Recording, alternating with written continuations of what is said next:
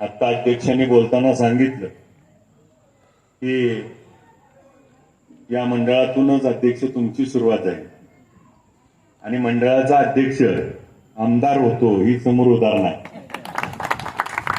त्यामुळं मंडळाचा अध्यक्ष म्हणजे काय तर मंडळाच्या अध्यक्षाला वर्गणी गोळा करावं लागते.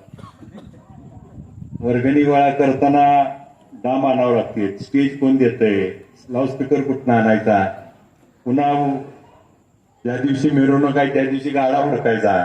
आता जे पीठ निघाले त्यावेळेस गाडा होता, त्याला पुन्हा नारळाचं फटं, केळीचं फटं बांधायचं. पुढं ताशा घेऊन आपणच नाचायचं, पुढं ताशा आपणच वाजवायचा डोळ्या आणि ते पट्ट्या बांधायच्या, झांज आणायचे आणि मग ही सगळी कसरत करायची. मग पूजेला कोणाला बोलवलं म्हणजे जास्त दक्षिणा टाकल, पूजाला कोण बोलवलं म्हणजे जास्त देणगी दिला आपल्याला.